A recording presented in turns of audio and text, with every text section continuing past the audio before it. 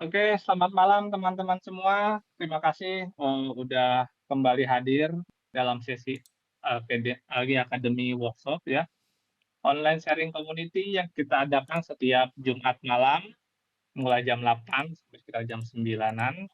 Jadi kurang lebih 1 sampai 1,5 jam biasanya kita berkumpul bersama di sini, diskusi bareng, dan pada kesempatan kali ini kebetulan kita ada guest star lah ya, tamu istilahnya, yang akan bantu kita untuk jadi narasumber, untuk, diskusi malam ini. Untuk topik malam ini kita akan berkenalan dengan Ethereum dan ekosistemnya. Kalau minggu lalu kita udah kenalan sama Bitcoin, minggu sebelumnya dengan blockchain. Nah, yang sesi malam ini kita akan kenalan dengan Ethereum. Apa sih Ethereum? Seperti apa sih ekosistemnya? Nanti akan, dibantu dipaparkan oleh Mas Reza. Oke, bentar ya.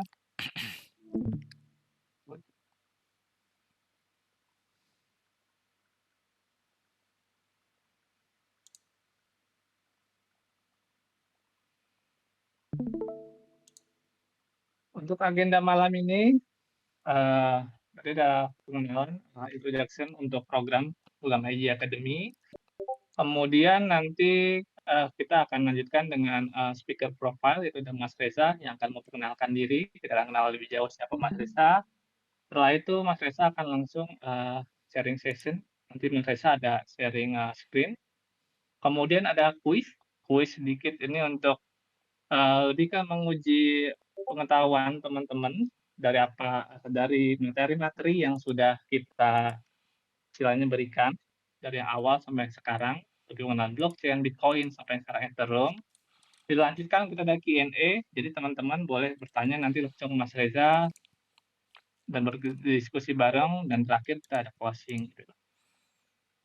Oke, untuk selanjutnya kita akan langsung, mempersilahkan Mas Reza yang akan memperkenalkan diri dan juga langsung ke sharing session-nya. Oke, Mas Reza, silakan waktu dan tempat kami persilakan.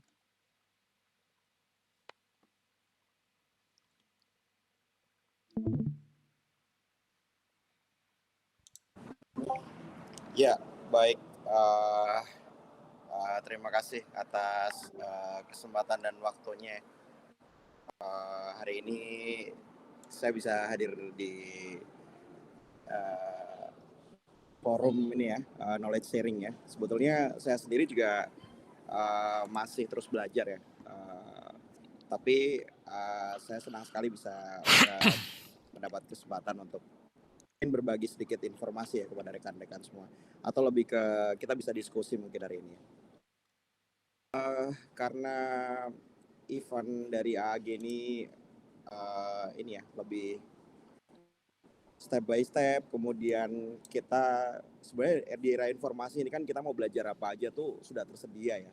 Apalagi kalau cuman pengen tahu Ethereum itu apa, seperti yang kita akan coba ya, tema yang akan diangkat, karena sebelumnya pernah bahas Bitcoin dan cryptocurrency, perkenalan sekilas ya.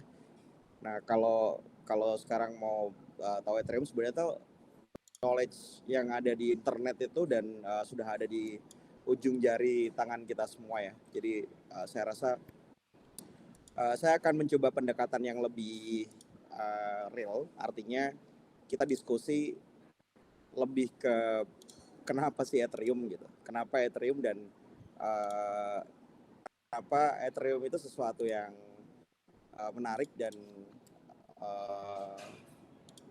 kenapa kita harus tahu dan kenapa kita harus bahas gitu. Mungkin lebih ke situ ya. Jadi saya rasa kalau definisi itu kita semua bisa cari di Google dan resource lain. Mungkin sebelum saya buka materi atau apapun, saya akan mungkin perkenalkan diri dulu. Nama saya Reza. Saya sebetulnya baru nih di AAG ya. Saya karena memang diundang Mas Roni hadir di sini. Saya izin baru join tadi. Saya domisili di Jakarta, jadi kalau ada rekan-rekan ingin sekedar ngobrol aja, mau ketemu, saya di sekitar Jakarta Utara. Mungkin aktivitas terkadang saya di sekitar Kuningan ya, di Jakarta Pusat. Tapi it's okay kalau kita mau ngopi di sore hari atau sekedar ngomong tentang kripto dan teknologi decentralized atau Web3, please welcome. Saya selalu siap untuk ngobrol ya. Itu aja ya perkenalan ya, karena sebetulnya saya sendiri nggak terlalu doxing, tapi karena memang karena udah terlanjur posternya muncul ya, jadi doxing ya. ID-nya sendiri nggak pakai nama asli. Saya langsung buka materi aja ya mungkin ya, biar teman-teman nggak bosen. Saya bisa langsung share screen ini ya berarti ya Mas Roni ya? Bisa langsung saya screen aja. Tapi kok tombolnya nggak muncul ya? Oh. Ini kita bantu diaktifin nih dari kamu nih. Kenapa? Mas Reza kan Ada tombol share screen. sebelumnya pas masuk ke yang AG server ini ada getting started gitu gak? Ya ada isi role begitu. Isi role tadi sempat saya up Ke cuman yang bendera Indonesia, Oke, saya klik salah satu berarti ya. ya yang getting Nah, started. bendera. Terus yang di bawahnya ada bola dunia aja tuh yang AG community, apa token Yang bola holder dunia ya. juga. Token holder juga begitu. Bisa.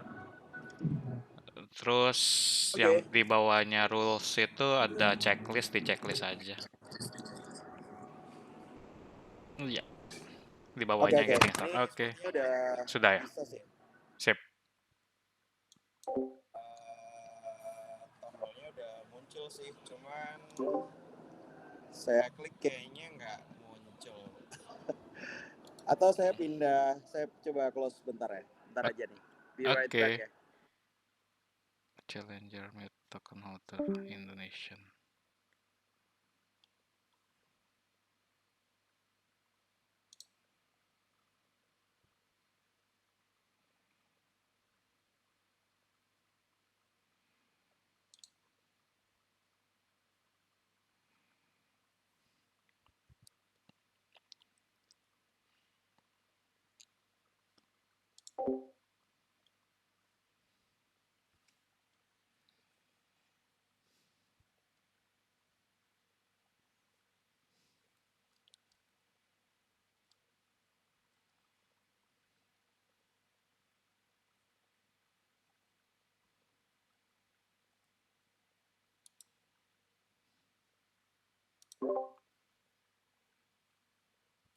Kayaknya harus ada role khusus apa gitu biar dia bisa nge-stream, Bang Roni.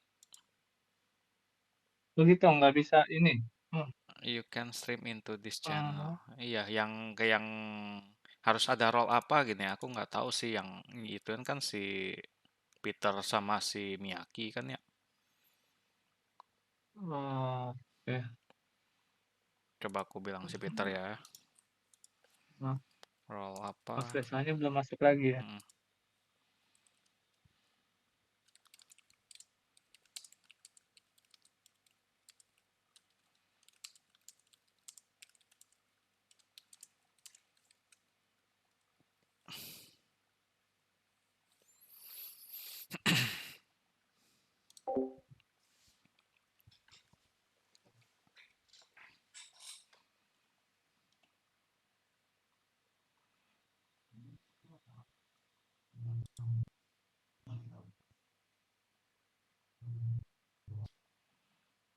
Halo, jaringannya gangguan nggak? Lagi coba ini share screen si Mas Rezanya. Bentar ya.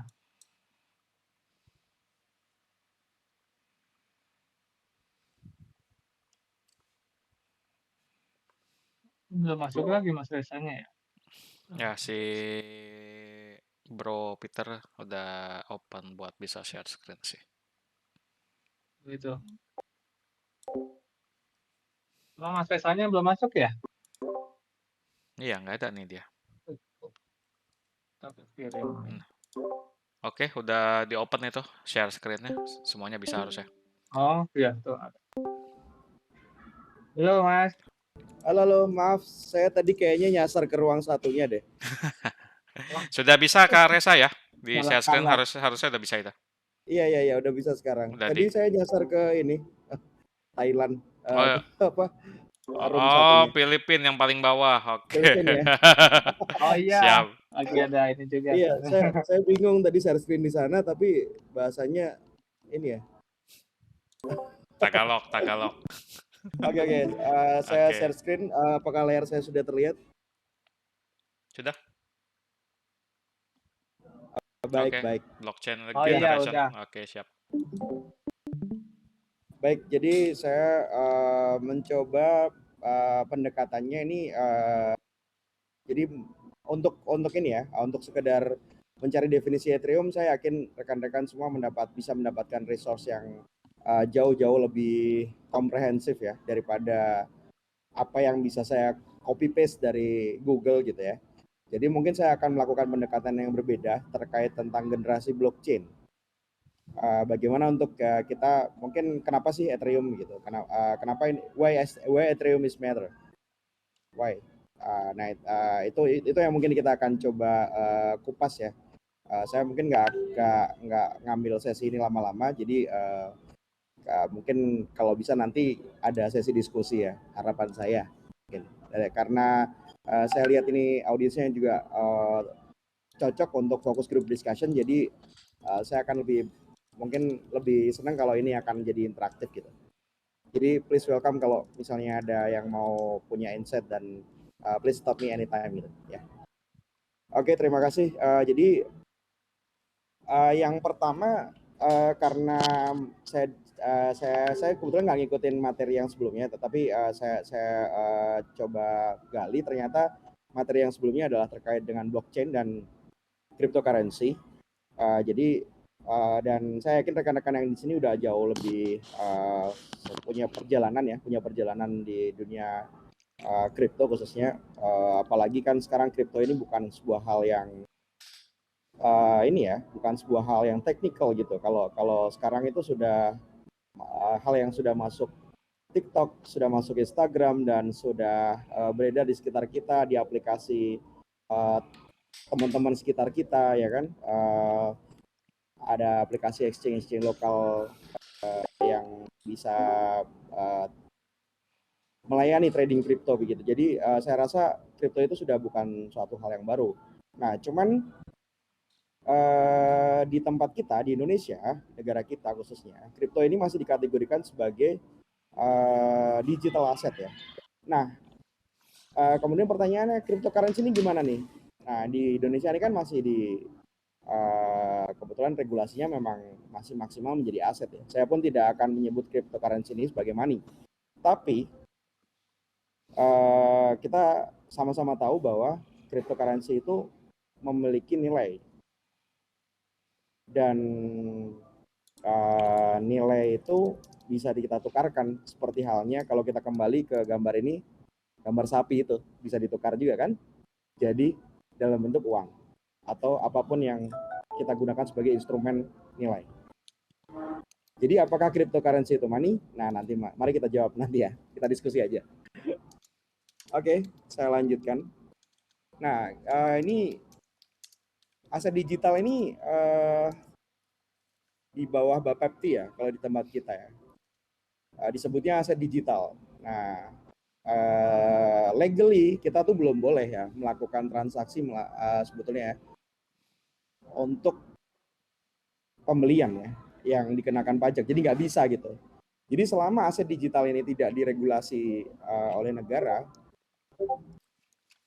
ya ini akan hanya menjadi aset digital. Jadi menukarkan aset dengan aset yang lain.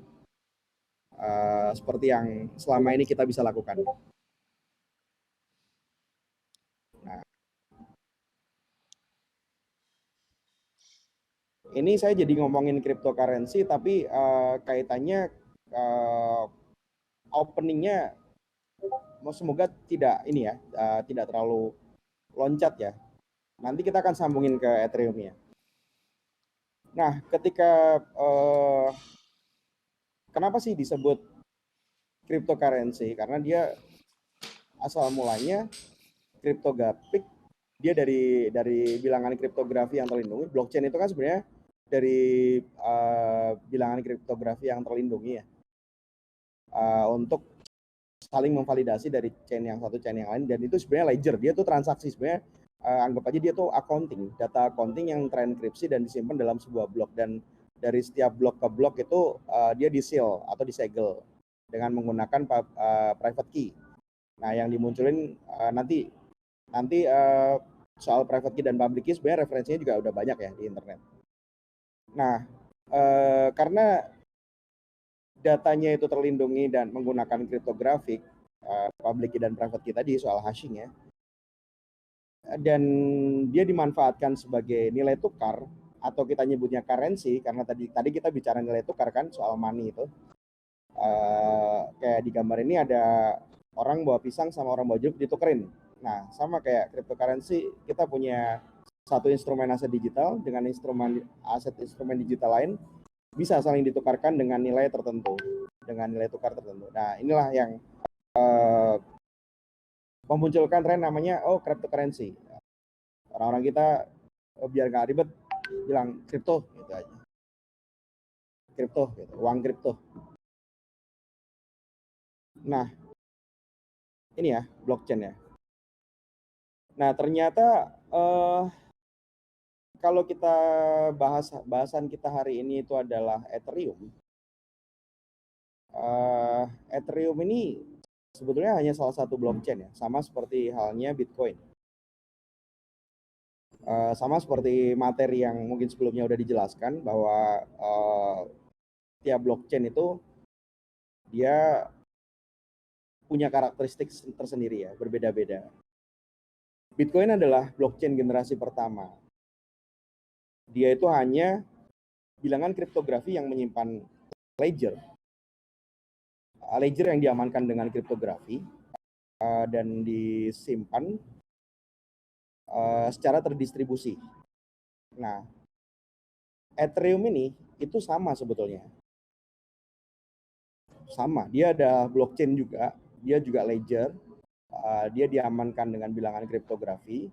Nah, bedanya Ethereum ini adalah blockchain pertama yang menyertakan yang namanya ini ya, smart contract. Bentar, saya akan skip dulu ke sini, sorry. Nah, jadi tadi kita bicara tentang digital currency atau crypto, dan rekan-rekan mungkin yang udah pernah mengikuti sesi sebelumnya tentang Bitcoin ya, itu kita berada di poin 1 nih ya. Jadi Bitcoin dan crypto teman-teman ya pasti udah familiar karena dan mungkin udah mempraktekkan ya, udah trading, udah melakukan swapping menggunakan DEX atau menggunakan centralized exchange. Nah, sebenarnya kalau ini apakah hanya itu saja? Apakah hanya aset digital yang bisa dipertukarkan saja fungsi blockchain itu? Nah, yang akan kita bahas hari ini itu adalah poin kedua. Blockchain atau teknologi kripto,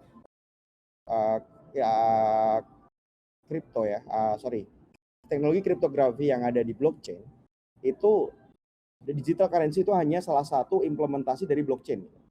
Jadi Bitcoin itu menciptakan fitur pertama financially working feature untuk currency yang berada di blockchain, yang di dunia blockchain. Nah, jadi kripto yang booming sekarang ini, cryptocurrency kayak sekarang, crypto winter, jadi orang nggak semangat ya untuk mainan kripto lagi gitu. Ya, itu hanya salah satu hal yang ada di blockchain, yang ada di dunia blockchain, cryptocurrency, implementasi blockchain terkait finance atau nilai tukarnya, karena kebetulan dia namanya digital asset, dia saling punya nilai ya, dan nilai-nilai itu bisa banyak sekali parameter yang menentukan nilai-nilai itu. Dan eh, teman-teman yang aktif dalam dunia trading ataupun swapping ataupun menyimpan digital aset ataupun holding, nah itu memanfaatkan perbedaan nilai-nilai aset digital ini. Nah ini kita masih di poin 1 gitu. Selama ini kalau kita cuma bicara kripto hanya mikir nilainya, berarti kita hanya masih di poin 1, memanfaatkan teknologinya ini hanya di poin 1. Nah, perbedaan Ethereum sebetulnya dengan Bitcoin, Ethereum itu tidak hanya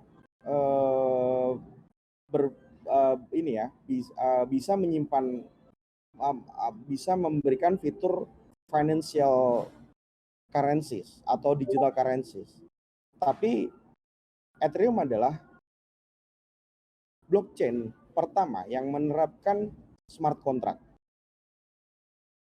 Jadi di dalam Ethereum itu ada yang namanya Ethereum Virtual Machine. Nah, atau disingkat EVM ya. EVM ini adalah sebuah platform blockchain yang dia tidak hanya menggunakan informasi yang di dalam chain ini yang diamankan dengan private key dan public key ini hanya untuk menyimpan nilai atau digital currency, tapi dia juga bisa mengeksekusi yang namanya smart contract. Smart contract ini adalah sebuah, kalau kita bilang ini ya kontrak ya, dia adalah ya kontrak tapi ditulis dalam code yang bernama Solidity. Dan di dalam kontrak ini kita bisa membuat sebuah rules yang mengatur bagaimana data-data dalam blockchain itu bermutasi atau bergerak begitu ya. Yang itu akan menciptakan banyak hal-hal tak terduga yang sekarang akhirnya muncul sebagai decentralized application. Dan itu bisa berupa, biasanya kalau di teman-teman explore itu mereka diawali D ya, jadi dApps gitu, nyebutnya dApps atau decentralized app. Nah ini terus pertanyaannya gini nih, loh kalau blockchain itu cuman ledger atau cuman data accounting yang ditumbuk-tumbuk ya, kenapa sih kok nggak pakai database biasa aja kayak MySQL, Postgre gitu ya? Atau terus kalau memang ini adalah sebuah teknologi data ya kan, kenapa nggak company data terbesar aja yang bikin gitu, kayak Google atau Facebook, kenapa nggak bikin kayak gini teman-teman? Nah terus atau mungkin kan ini finansial ya, berhubungan dengan uang, kenapa nggak bank-bank besar aja yang bikin duluan? Nah ini mungkin saya akan berhenti di sini dulu dan menanyakan pertanyaan ini ke rekan-rekan, boleh nggak?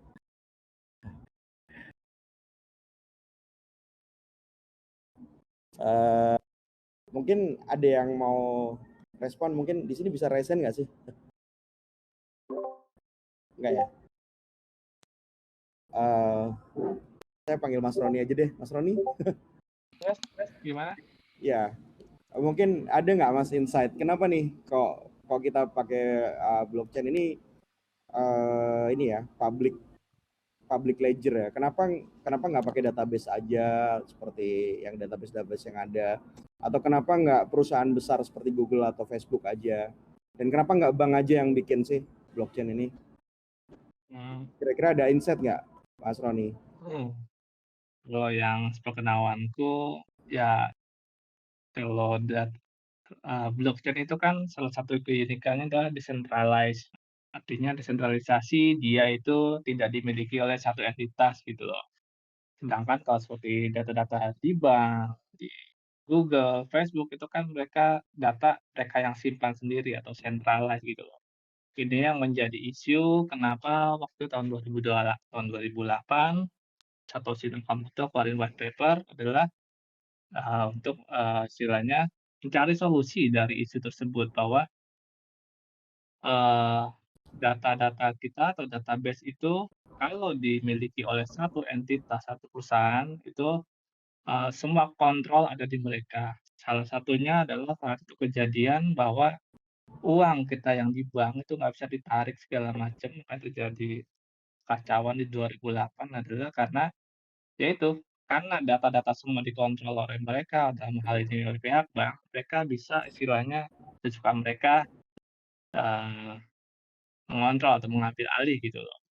Beda kalau dengan, teknologi blockchain ini, data tidak dimiliki oleh satu pihak atau satu entitas, data tersebar, terdistribusi melalui jaringan peer-to-peer, jadi semua bisa akses data, semua bisa, melihat, transaksi-transaksi yang terjadi secara terbuka, dan itu akan memberikan, rasa keamanan dan juga kepercayaan oleh masyarakat sih. Begitu sih kalau menurut yang kupelajari, Mas Reza. Oh, luar biasa, luar biasa. Bang Roni, nggak salah nih jadi education leader ya, dia AG. Keren. Kita aplaus dulu lah soal Bang Roni nih. Nah, Luar biasa. ya, exactly, bener banget. Jadi this is about not any single entity menguasai data ya. Jadi nggak satupun entitas yang bisa menguasai data karena kita bilang dulu data is the next oil. Ya sekarang udah terbukti gitu bahwa siapapun yang pegang data itu dia mengendalikan apapun yang ada, yang memiliki data itu, bahkan yang bukan memiliki data itu jadi terpengaruh gitu. Itulah kekuatan data ya. Makanya semakin di era di mana data itu menjadi cepat sekali transisinya atau pergerakannya, privacy atau security itu akan menjadi sebuah isu. Nah, disinilah peran dari blockchain yang dia itu sebenarnya terlindungi dengan bilangan kriptografi itu tadi. Nah, dia terlindungi dengan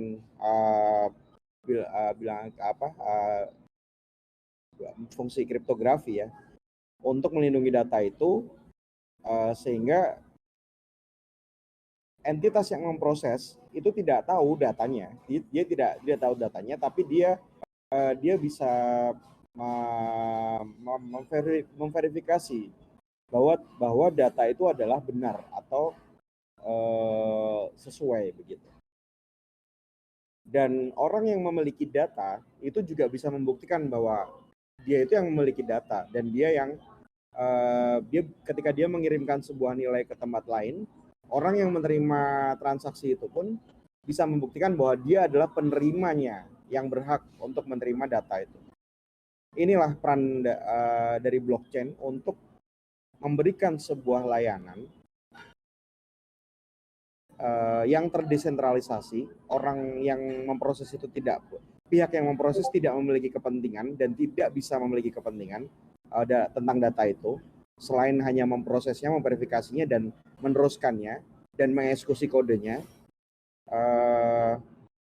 dan memastikan kode itu benar gitu, secara jujur dan tanpa berkepentingan. Ini sebenarnya konsep blockchain yang luar biasa ya, yang mungkin selama ini kita menggunakan tapi kita tidak menyadari gitu. Banyak dari kita yang tidak menyadari ya, tapi saya yakin teman-teman sudah banyak yang aware sih.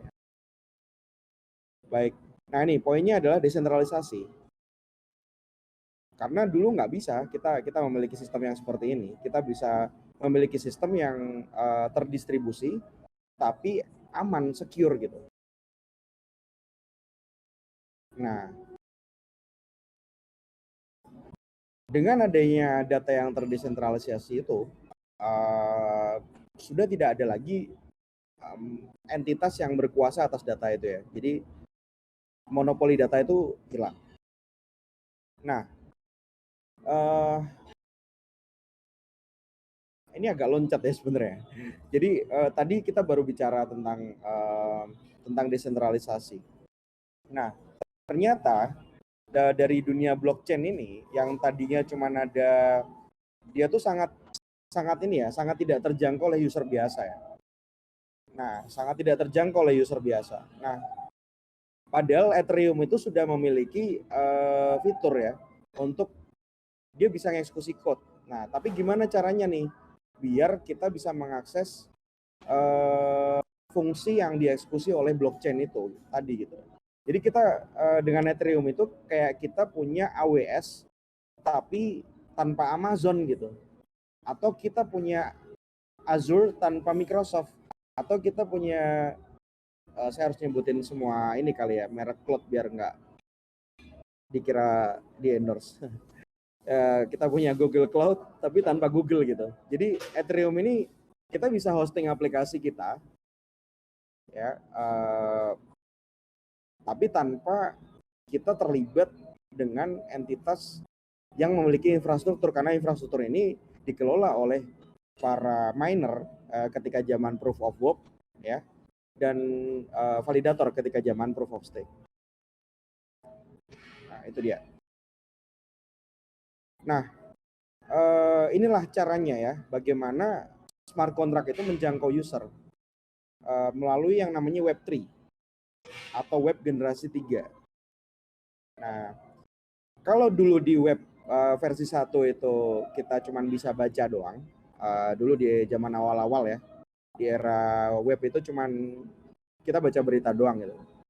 Nah, di web tuh itu kita ada interaktif ya, ada interaktivitas, kita bisa baca dan tulis gitu, bisa posting komentar, bisa posting video, bisa blog ya.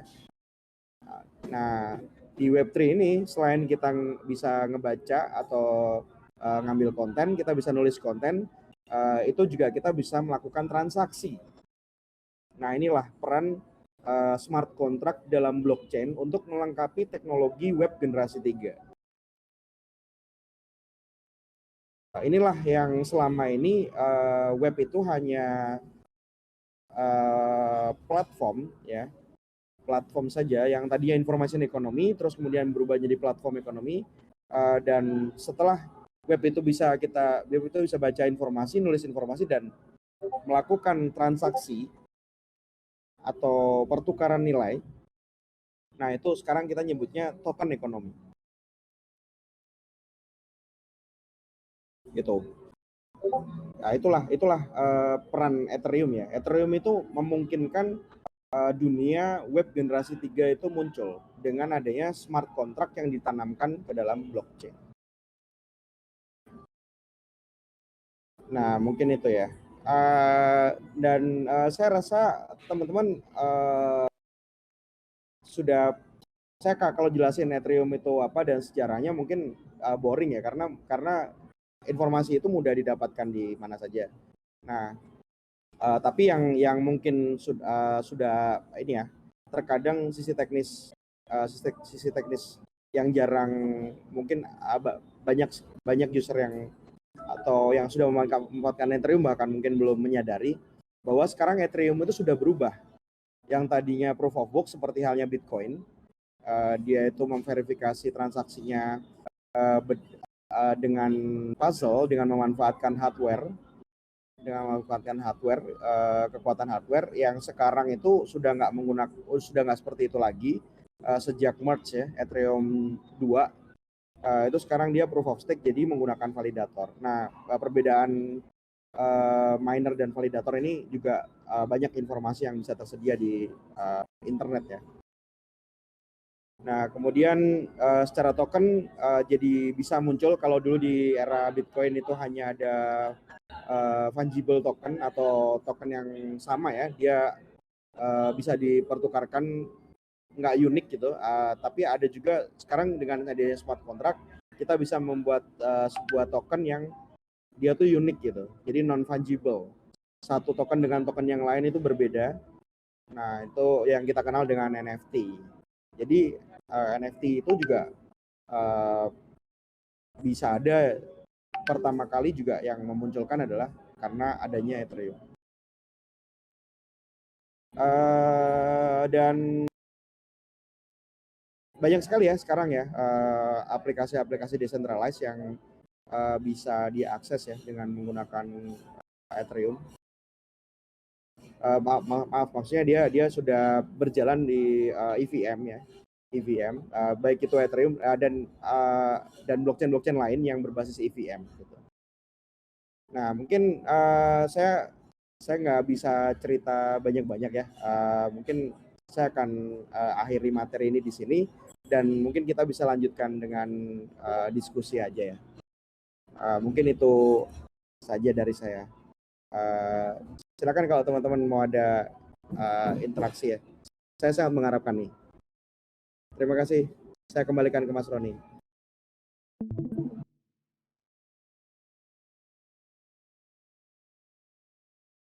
Halo Mas Roni. Yes. Thank you banget Mas Reza nih atas Thank you Bang paparannya. Reza. Benar-benar dari tadi kenalin dulu lagi dari awal blockchain, dari evolution of money, juga sedikit tentang Bitcoin, lanjut ke Ethereum. Ya memang kita kalau untuk sesi ini kita lebih belajar ke yang basic-basic itu sih Mas Reza. Jadi karena banyak teman-teman tuh memang yang benar-benar newbie gitu lah ya, benar-benar buta blockchain. Jadi memang kita juga kemasnya memang ke fundamental banget gitu loh. Baru nanti kalau memang mau advance, kita akan buka lagi kelas yang lebih advance gitu loh. Jadi sudah cukup kalau menurut saya dari yang Mas Reza paparkan, karena kalau terlalu teknikal kita juga takutnya teman-teman bingung gitu. Jadi minimal teman-teman punya fondasi dasarnya dulu. Yang paling penting adalah pahami tentang blockchain, cryptocurrency, Bitcoin, dan Ethereum. Itu yang menurut saya yang fondasi dasarnya. Baru setelah itu teman-teman nanti bisa explore lebih dalam lagi. Jadi kalau nanti teman-teman tertarik lebih ke teknis, kita bisa bikin lagi satu sesi yang lebih ke praktikal lagi lah. Gitu. Oh ya mungkin untuk sesi selanjutnya sebelum ke Q&A, saya ada kuis sih. Kuis ini cuma untuk menguji istilahnya pengetahuan teman-teman atau istilahnya dari apa yang sudah dipelajari beberapa sesi ini sampai sekarang. Kita mau istilahnya nge-refresh teman-teman tentang pengetahuannya. Jadi kalau misalnya nanti ternyata masih ada yang bingung, berarti teman-teman bisa istilahnya mengulang lagi pelajaran di EJ Academy artikel ataupun nanti bisa kita diskusikan tanyakan langsung di sini gitu loh. Ya. Jadi nanti aku akan kasih link nih buat teman-teman, kita kerjain bareng-bareng ya. Ya kurang lebih ada 15 pertanyaan pilihan ganda, teman-teman tinggal pilih aja. Jadi sambil nge-refresh materi-materi yang sebelumnya gitu. Jadi diharapkan teman-teman jadi nanti refresh lagi apa yang udah dipelajari sebelumnya dan juga sampai hari ini kalau memang ada yang mau ditanyakan atau masih kurang paham, kita bisa diskusi bareng di sini. Tadi sih Mas, itunya pas itu keluar ya si Mas Bayu ya. Oke, sebentar saya share screen.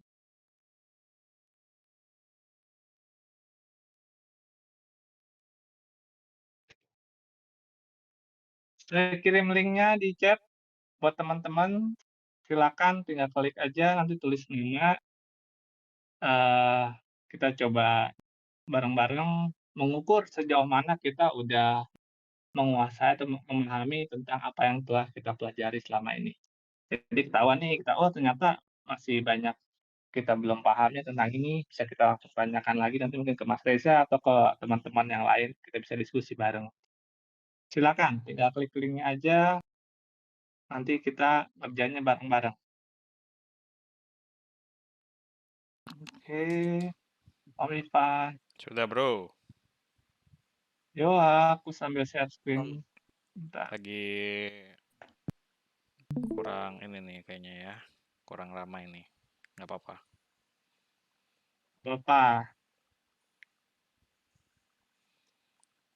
Ini langsung klik mulai Om. Bisa Pak? Ya, langsung klik aja, mulai. Oke, Mas Arsad. Om Bangkit, Om Bangkit.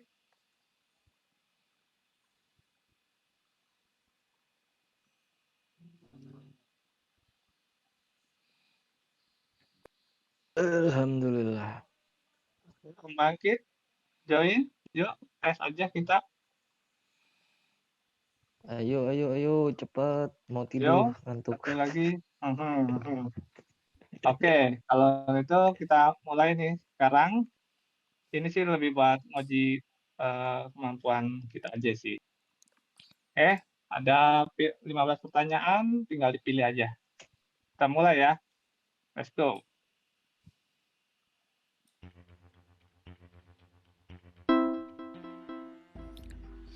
Apa itu blockchain?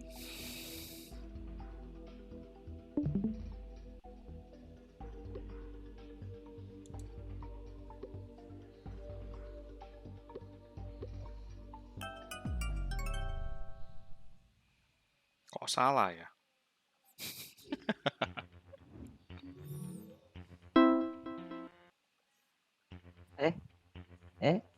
Kok skip? Sorry. Lanjut.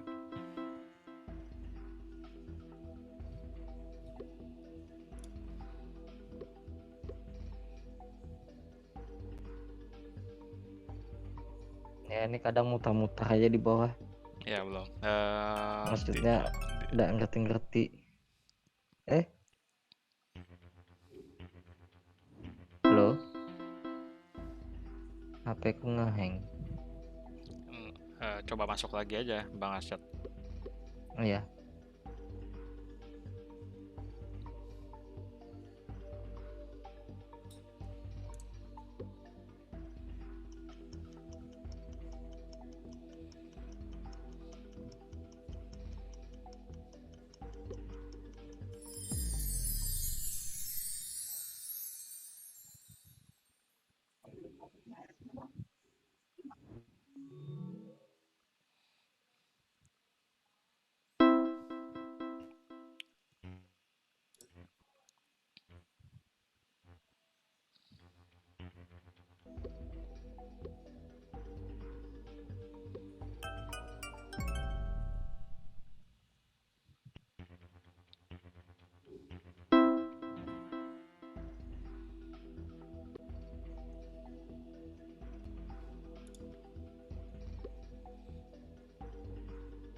Ini banyak macamnya.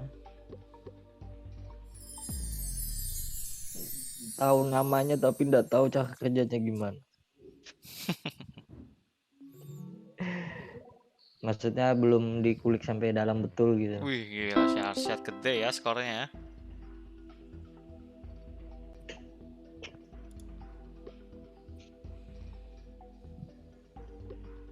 Nah ini nggak tahu nih tahun berapa nih.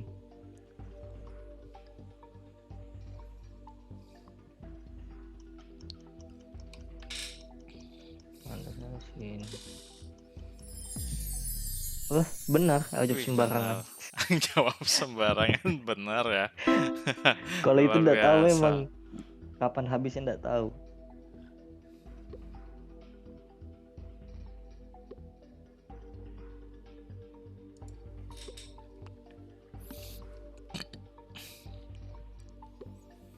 Kalau ini nggak tahu, nggak mungkin.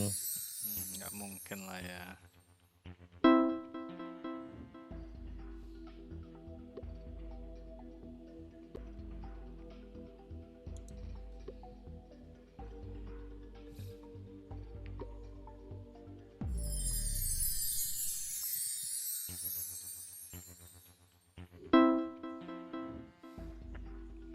Wih, Bro Ivan sama Arsyad tinggi ya skornya ya.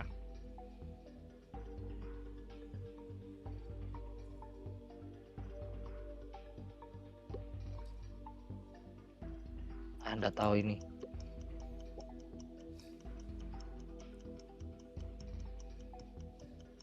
In? Salah. Nggak tahu kali itu nggak tahu.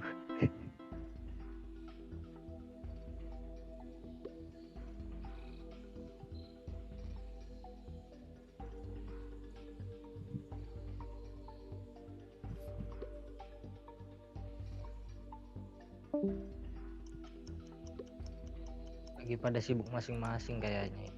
Jadi sepi. Aduh, Salah. apa itu? Salah ya?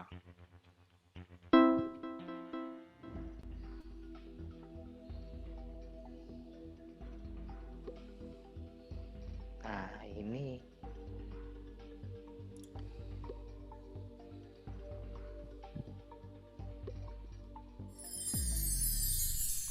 Oke, nice.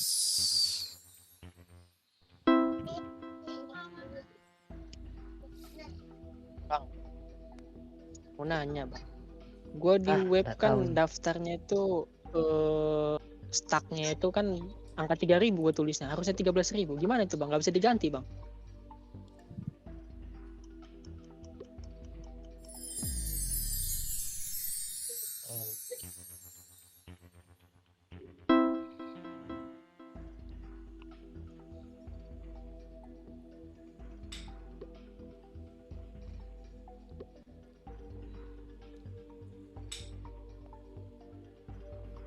Gimana mas?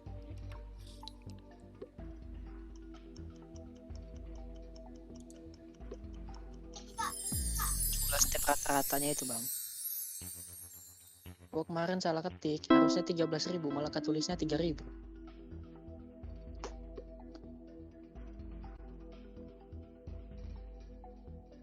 Yo, 2 pertanyaan lagi. Ini aku berapa kali salah sudah tergeser ini Om. Apa? Kan menguji kemampuan aja.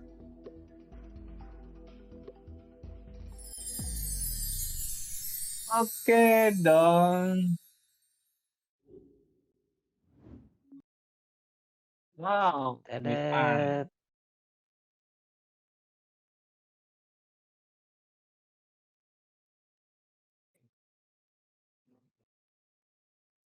Oke, thank you. Yes, itu sesi kuis istilahnya cuma buat nge-refresh aja teman-teman yang udah kita pelajarin sebelumnya dan juga mungkin yang kalau baru join sekarang jadi tahu apa yang di sesi-sesi sebelumnya kita sudah bahas.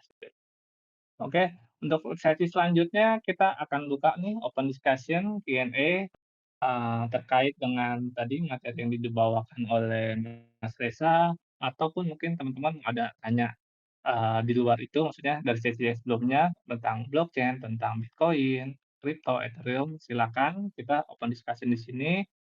Nanti Mas Reza atau juga teman-teman yang lain akan coba bantu jawab dan diskusi. Silakan.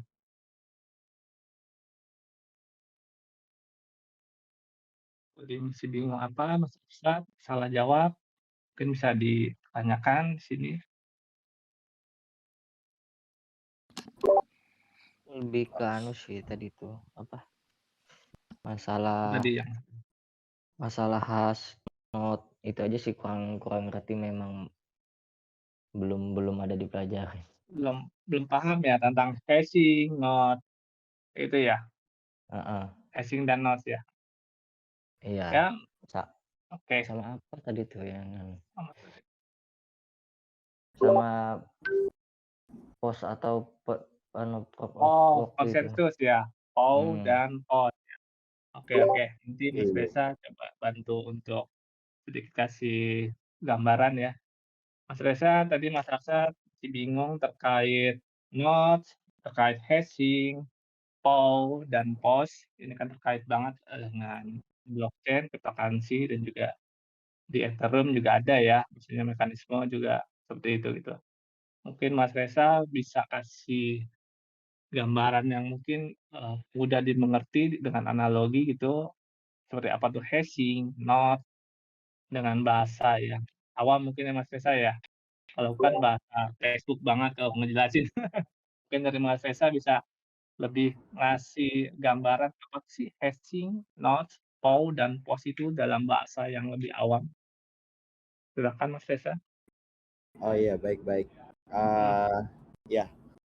Ya, mungkin pertama saya mohon maaf ya, tadi di materi itu saya memang nggak terlalu bahas dalam soal hal-hal tentang Ethereum yang memang sudah terdapat secara publik ya, secara udah mudah sekali didapatkan di Google gitu.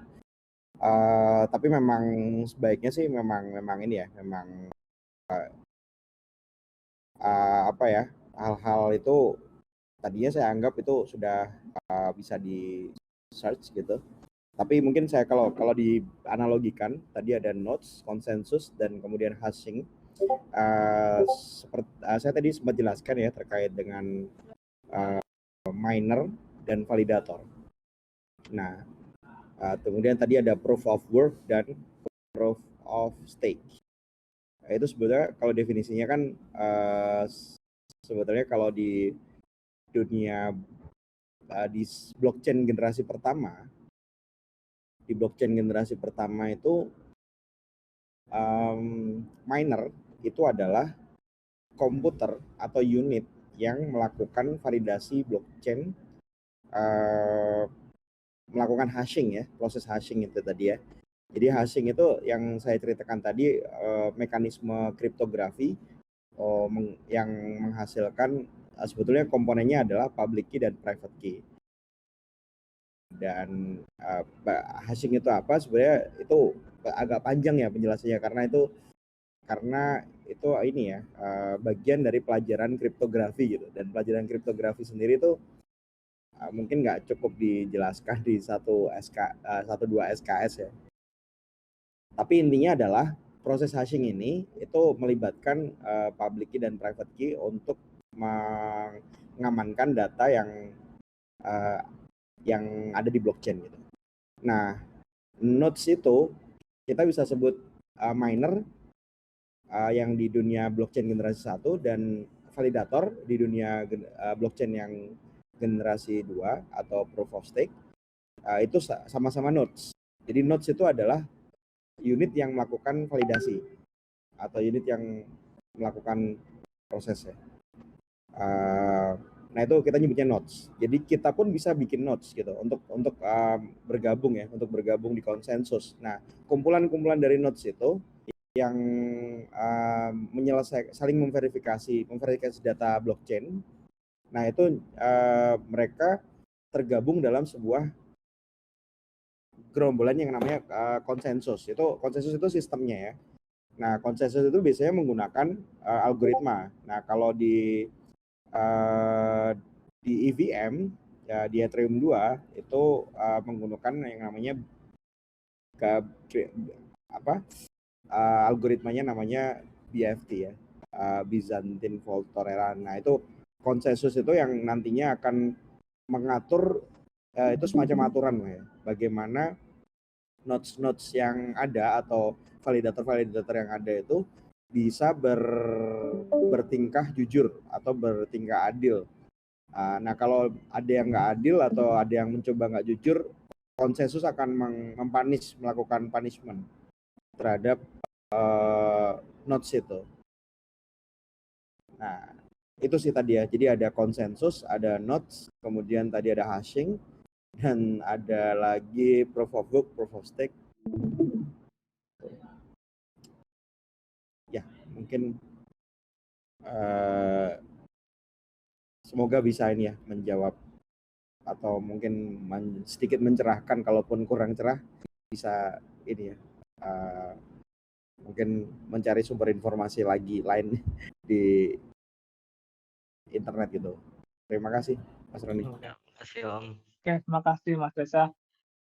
Buat teman-teman juga bisa cek di artikelnya AG Academy yang bahasa Indonesianya, itu juga dijelaskan kok ada tentang mekanisme konsensus, tentang apa itu node, tentang basic-basicnya cryptocurrency. Jadi nanti mungkin setelah ini bisa tengok di artikel, bisa sambil baca ulang lagi.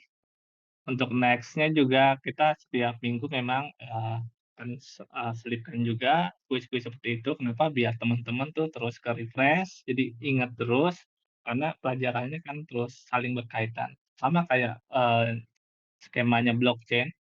Jadi setiap blok baru yang diciptakan, itu akan membawa istilahnya previous hash atau hash dari blok yang sebelumnya. Makanya juga dalam sesi pembelajaran ini saya akan selalu mengaitkan, istilahnya pelajaran sebelumnya tetap kita masukkan dalam sesi-sesi yang sedang berjalan. Jadi teman-teman akan selalu teman-teman akan selalu ingat, tentang apa yang sudah dipelajari, kurang lebih seperti itu. Oke, mungkin teman-teman lain ada yang mau tanya lagi atau sharing-sharing seputar Ethereum, Bitcoin, cryptocurrency, atau yang lainnya? Bang Karesa mau nanya agak keluar dari jalur sih yang soal FTX itu. Itu kenapa FTX itu turun imbasnya ke lain-lain juga ya, kayak Bitcoin dia. Tahu, itu aja sih. Iya, iya, Mungkin iya. Bang Roni juga tahu kali. Kak, ini jadi gini sih ya, saya kebetulan nggak terlalu dalam ya kalau terkait ini apa price fluctuation ya. Cuman saya kebetulan ini berita FTX juga cukup menarik sih ya. Karena memang kalau saya ngelihat dari transaksi-transaksi yang terjadi di chain ya, on chain transaction ya, fokusnya ya. Bagusnya di dunia blockchain ini kan semua transaksi itu transparan ya. Kita bisa lihat tuh transaksi-transaksi besar yang terjadi itu dari mana ke mana, wallet mana ke mana itu kelihatan walaupun kita nggak tahu pemilik wallet itu siapa gitu.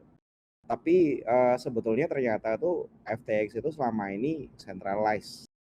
Begitu kita tahu dia kan ada sekitar sekian ratus billion ya yang dana tuh bergerak dari cuman sekitar 2 wallet. Jadi muaranya tuh ada sekitar 200 billion gitu. Besar sekali pokoknya. Yang jadi sisa asetnya si FTX tuh jadi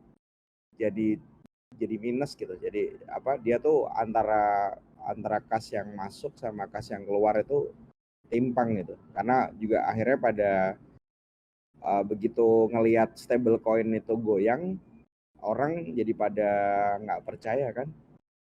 Jadi nggak percaya. Seperti kejadian Luna kemarin itu. Nah, di FTX ini ternyata centralized. Jadi dia memang penyandang dananya tuh dikuasai oleh ada entitas yang menguasai gitu. Begitu transaksi wallet whale-nya itu terjadi langsung ini kan gempar kan. Endingnya dia minta bantuan ke Binance-nya nolak. Binance-nya nolak. Nah, saya ngeliat gini sih. Jadi FTX ini goncang karena dia centralized, dia secara financially centralized. Jadi walaupun platform memang centralized exchange, tapi karena ini digital currency dan digital currency ya digital asset, secara blockchain-nya udah decentralized, tapi penguasa dananya tuh ya ini centralized gitu, ada penguasa dananya gitu. Itu sih kalau saya ngelihat ya, dan itu memang apa ya, artinya semakin entitas itu centralized, dia semakin sangat fragile ketika tergantung ya dari si whale itu yang dia mau ngapain gitu. Kalau saya ngelihatnya sih gitu ya. Ini karena unsur tingkat decentralized-nya kurang gitu. Dia memang centralized exchange dan dia menguasai cara finansial itu yaitu dikuasai oleh entitas tertentu. Nah, kalau kenapa dia menyebabkan dampak terhadap ekonomi kripto secara keseluruhan, FTX itu salah satu centralized exchange yang besar gitu ya. Dan nggak ada orang nyangka dia mirip kayak Bitcoin gitu lah ya sistemnya jadi. dia nggak ada yang nyangka dia tuh collapse gitu. dalam semalam ya, 72 jam ya. Iya, Ngeri juga ya Mas Rani. ngeri sih itu. Oh, hanya. Kayak kayak hampir kayak tragedi Luna ya. Ah, Betul. hampir, tapi Luna nih dia kan blockchain sendiri ya. Dia malah ngakunya dia blockchain sendiri dan dia page untuk UST-nya itu kan dia bilang ini lebih kuat gitu. Page-nya kuat karena di backing oleh liquidity pool oleh orang-orang gitu. Nah, kalau FTX ini dia centralized exchange gitu. Dia bukan blockchain. Dia centralized exchange. Dia kayak kalau di tempat kita ya kayak toko kripto gitu, dia centralized. Jadi nah cuman memang financialnya gede banget gitu. Kapasitas finansialnya itu gede banget. Besar sekali gitu. Jadi sampai menimbulkan goyangan gitu ya. Goyangan. Oke. Ya, oke. Kalau saya ngeliatnya gitu sih. Personally saya nggak terlalu ini ya dalam terkait ya fundamental analisis gitu. Saya lebih banyak ke teknologinya, pengamat ke teknologinya gitu. Oke. Thank you bro, Kak Resa. Iya, sama-sama Kak Nick. Terima Yo. kasih. Ya, jadi gitu nih, kalau kayak Mas Reza ini kan memang fokusnya ke teknologi. Oh iya. Sama kayak tadi ku awal bilang, kalau ya itulah sebagian besar masyarakat kita itu loh, kenal blockchain-nya cuma kripto gitu. Jadi taunya cuma trading, saat harganya yang merah, Iya. yang nganggapnya ya udah, Mirip-mirip ini hoax ya, gitu loh, nggak ada harapan. Heeh. awam ya kayak Kalau aku ya. kayak Mas Reza, ya sama lah kita gitu ya, udah panik duluan gitu kan, macam-macam. Karena memang fokusnya hanya ke kripto, ke trading. Sedangkan kalau kayak Mas Reza dan juga teman-teman lainnya yang fokus ke pengembangan teknologinya, mereka istilahnya nggak fokus ke situ gitu loh. Mereka melihat ke depannya ini teknologi untuk masa depan gitu loh. Jadi mereka fokus membangun. Kalau developer mah mau harga naik atau turun tetap istilahnya kalau emang dia kayak misalnya profesinya sebagai developer ya tetap aja bisa digaji, tetap berpenghasilan gitu, nggak peduli mau harga kripto naik atau turun. Yang penting mereka bisa menghasilkan karya terus gitu kan. Nah, itulah yang perlu disampaikan juga ke teman-teman bahwa melihat blockchain tuh jangan hanya fokus ke kripto gitu loh. Kita bisa kok istilahnya, lihat sisi lain, peluang-peluang yang bisa kita jalanin, bukan hanya dari sisi cryptocurrency. Ibaratnya cryptocurrency itu sebagian kecil ya atau seujung kuku. Sedangkan di sana tuh yang nggak kelihatan mata kita itu lebih luas gitu. Dan ini bisa sebenarnya kita ambil peluang besar itu gitu loh. Cuma tinggal gimana nih kita memulai ngambil, bagiannya ke sana gitu. Makanya kalau di Mas Reza ini memang dia awalnya developer ya Mas Reza ya?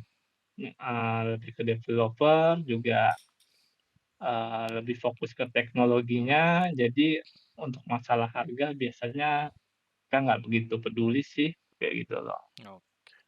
Kalau yang sedikit tantangan dariku, kejadian FTX kemarin itu awalnya dari saat Almeida ya, nama backers-nya atau investornya si FTX itu mengeluarkan laporan keuangan, di mana laporan keuangannya itu ternyata tidak sesuai dengan data on-chain. Nah, itulah hebatnya blockchain, data bisa dilihat transparan oleh siapa aja. Jadi misalnya dilaporkan oleh laporan keuangannya, FTX punya aset 5 triliun misalnya. Ternyata pas dicek di blockchain tuh sebenarnya yang cuma 2 triliun, 3 triliun. Jadi nggak sesuai dengan data yang dilaporkan. Ini yang menimbulkan kekecewaan termasuk sama si CZ, CEO-nya Binance, bahwa mereka nggak terbuka, mereka istilahnya membuat kebohongan publik bahwa sebenarnya FTX atau Alameda itu nggak punya aset sebanyak itu, tidak seperti yang dilaporkan di publik gitu loh. Makanya dia yang tadinya jadi salah satu investornya FTX, akhirnya memutuskan untuk menjual istilahnya, atau tidak kerjasama lagi sama FTX dan akan, menjual, tokennya koinnya yang FTT itu gitu loh. Cuma saya udah bilang, dia juga nggak akan jual secara langsung, mereka akan jual bertahap agar tidak menimbulkan kegaduhan publik. Cuma yang jadi masalahnya kemarin itu dari pihak Al-Maidanya malah kayak ngitungin gitu. udah jual aja ke sini ke gua di harga $22 gitu kan. Saat itu masih di angka 25 atau 26 gitu ya. Sini aja jual katanya, kita akan buyback istilahnya, seluruh token yang CZ mau jual. Cuma kalau menurut saya ya udah kalau kamu mau beli, ya beli aja yang ada di market gitu loh, nggak usah. Nah, ini justru di retail, di kita, di awam dan juga mungkin di well-well, merasa wah ada kegaduhan nih, bakal istilahnya dua orang well sedang berseteru gitu loh. Mereka takut ini akan terjadi sesuatu kejadian besar seperti yang Luna kemarin, karena mereka udah trauma lah dengan kejadian-kejadian situ. Kenapa? Karena itu pernah kejadian juga di tahun saya lupa tahunnya, exchange terbesar nomor 1 di Amerika, MT Gox itu juga kan akhirnya collapse karena terkena hacker ya. Jadi nggak ada yang nggak mungkin gitu ya, terutama di dunia kripto, exchange sebesar FTX ataupun Binance sekalipun, mereka pasti kalau terkena isu atau sesuatu, ada kemungkinan ya bisa collapse juga gitu. Gitu. Dan ini kenapa bisa merembet ke token yang lain, kenapa? Karena FTX ini juga dia punya aset-aset lain, istilahnya kayak Sol terutama, Solana, dan itu asetnya itu kan kalau mereka sama seperti bank, mereka punya aset tuh diputerin lagi, di-lending-in, misalnya digadaikan, dijadiin stable coin buat di aset yang lain gitu loh. Nah, karena EV-nya turun mau nggak mau dia punya cadangan Solana, Solananya akhirnya dia jual juga untuk istilahnya mau nge-buyback si FTT-nya di bawah gitu loh. Otomatis waktu itu Solana juga ada schedule untuk unstack. Jadi waktu itu ada jadwal vestingnya Solana. Jadi backer-backer yang beli Solana di awal itu di bulan ini juga ada jadwal vesting atau istilahnya pencairan lah uang koin Solananya yang di stake ini yang di lock akan dibuka istilahnya. Dan biasanya backer-backer yang udah beli dari awal mereka akan take profit atau jual, apalagi ini menjelang akhir tahun mereka butuh dana biasanya buat Natal, tahun baru, ataupun Imlek. Jadi siklusnya seperti itu. Setelah vesting biasanya akan ada penjualan besar-besaran. Nggak mau akhirnya Solana juga terimbas seperti itu. Tapi kabar terakhir kemarin Solana kalau nggak salah nggak jadi di lock gitu loh. Mereka melihat kondisi market yang lagi kacau seperti ini, sebenarnya yang itu Solananya yang di lock belum jadi di unlock gitu. Makanya sempat terjadi rebound lagi, Bitcoin dan lain-lainnya sempat naik lagi dari 15.000 ke 17.000 tuh.